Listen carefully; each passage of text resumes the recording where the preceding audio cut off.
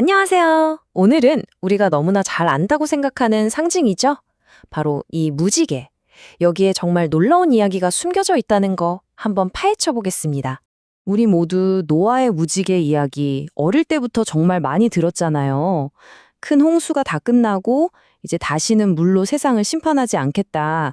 그 약속의 증표로 하늘에 짜잔 하고 아름다운 무지개를 보여주셨다는 그 이야기요. 그런데요, 만약 그 무지개가 사실은 무기였다면 어떨까요? 우리가 알던 그 평화의 상징이 실은 고대 전쟁에서 쓰이던 아주 강력한 무기였다는 단서가 성경 원문에 숨어 있다면 말이죠. 자, 이 미스터리를 풀려면요, 무지개가 처음 나타났던 바로 그 시간으로 함께 돌아가 봐야 합니다. 무지개의 진짜 의미를 알려면 먼저 그 배경을 알아야겠죠. 무지개가 딱 떠올랐을 때의 세상이 과연 어떤 모습이었을까요? 모든 게 물에 잠겼다가 완전히 파괴되고 말 그대로 리셋된 세상. 바로 대홍수가 끝난 직후의 세상입니다. 자, 살아남은 노아와 가족들 앞에 하나님께서 새로운 세상의 규칙들을 딱 제시하십니다. 이전 세상과는 몇 가지가 아주 크게 달라졌어요. 예를 들면 이제 동물들이 인간을 두려워하게 될 거라는 점, 그리고 채식만 하던 것에서 벗어나서 움직이는 모든 동물을 음식으로 먹어도 된다는 점이죠. 그런데 이 새로운 자유에는 아주 엄격한 조건이 하나 붙습니다. 그 조건이 뭐냐면 바로 피는 절대로 먹지 말라는 거였어요. 이게 그냥 이건 먹지 마 하는 단순한 식단 규칙이 아니었습니다. 고대 사람들의 생각 속에서 피, 히브리어로 네페시라고 하는데요. 이게 바로 생명 그 자체, 생명력이었어요. 그러니까 피를 금지했다는 건 생명은 신성한 거다라는 아주 깊은 의미가 담긴 선언이었던 거죠. 그리고 이 명령이 얼마나 심각한 건지 보여주는 구절이 바로 이겁니다. 내가 반드시 너희의 핏값을 찾으리라. 여기서 찾는다로 번역된 히브리어 단어 다라쉬는요, 그냥 물건 찾듯이 찾는다는 뜻이 아니에요. 이건 철저히 조사해서 책임을 묻겠다는 의미를 가진 일종의 법률 용어입니다. 와, 하나님께서 직접 검사가 되어서 생명을 해친 죄를 법적으로 따져 묻겠다는 정말 무서운 선언인 거죠. 아니 근데 왜 이렇게까지 인간의 생명이 중요할까요? 그 이유는 모든 인간이 첼렘, 다시 말해 하나님의 형상을 가지고 있기 때문이라고 설명합니다.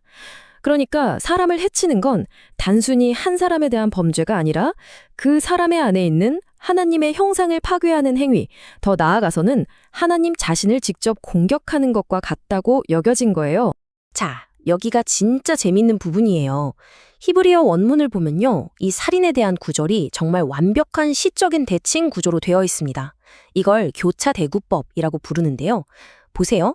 A와 A', B와 B' 이렇게 마치 거울을 보는 것처럼 완벽하게 짝을 이루고 있죠. 사람의 피를 흘리면 그 사람의 피도 흘릴 것이다. 이 메시지를 구조 자체로 보여주는 거예요. 생명을 파괴하면 똑같은 대가를 치른다는 걸 아주 시각적으로 그리고 운율적으로 강조하는 거죠. 정말 기가 막히지 않나요? 자, 이렇게 생명에 대한 아주 엄중한 규칙이 세워졌는데요. 이게 이제 어떻게 인류 역사상 가장 폭넓고 거대한 약속, 바로 언약으로 이어지는지 한번 따라가 보겠습니다.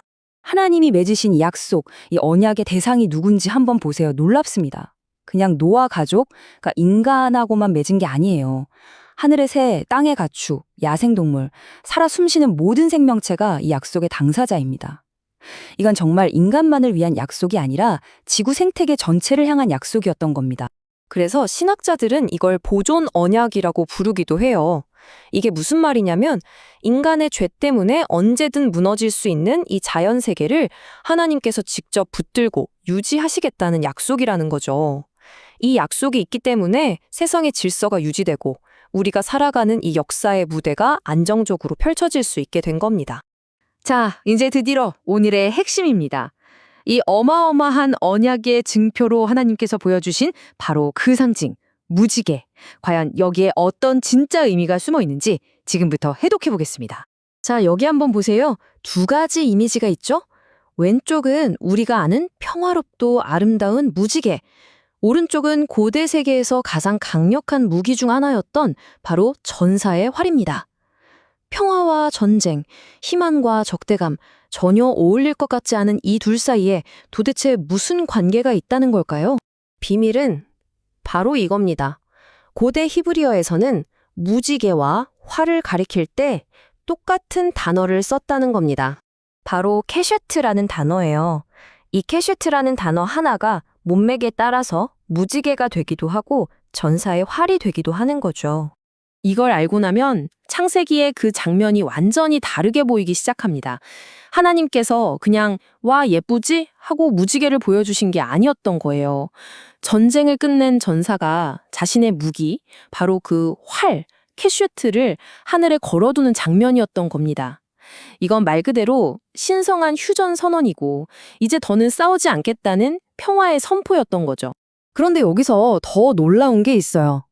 바로 그 활의 방향입니다. 여러분, 무지개를 생각해 보세요. 활의 둥근 부분이 어디를 향하죠? 땅을 향하죠.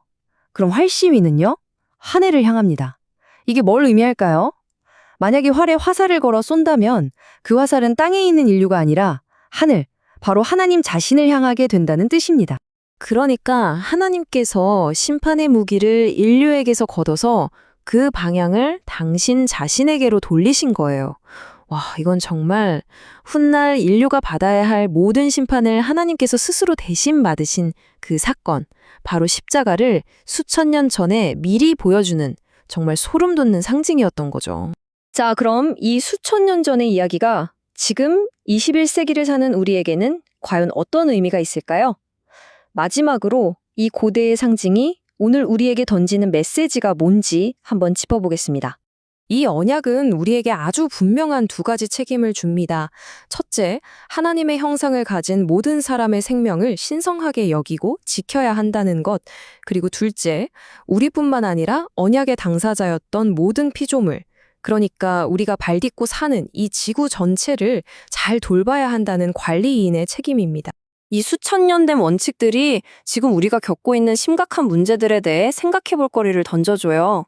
예를 들어 생명의 가치를 존중하라는 명령은 점점 심각해지는 자살 문제 같은 생명 경시 풍조에 맞서 싸울 중요한 이유가 되겠죠. 또 모든 피조물을 돌보라는 책임은 기후변화나 환경 파괴 문제에 우리가 왜 더 적극적으로 나서야 하는지에 대한 강력한 근거가 되고요. 그리고 마지막으로 꼭 기억해야 할 게 있습니다. 이 무지개는 우리만 보라고 있는 게 아니에요. 성경은 하나님께서 무지개를 보시고 당신의 약속을 기억하신다고 말합니다. 여기서 기억한다는 건 맞다, 그랬었지? 하고 까먹었던 걸 떠올리는 게 아니에요. 이건 내가 한 약속을 반드시 지키기 위해 행동하겠다는 아주 적극적인 의지의 표현인 겁니다. 이제 다음에 비가 그치고 하늘에 무지개가 뜨면 여러분은 무엇을 보시게 될까요? 그냥 예쁜 7빛깔의 아치일까요? 아니면 인류를 향했던 심판의 무기를 거두어서 그 화살의 방향을 스스로에게로 돌리신 하나님의 놀라운 평화 선언이자 사랑의 약속을 보게 되실까요?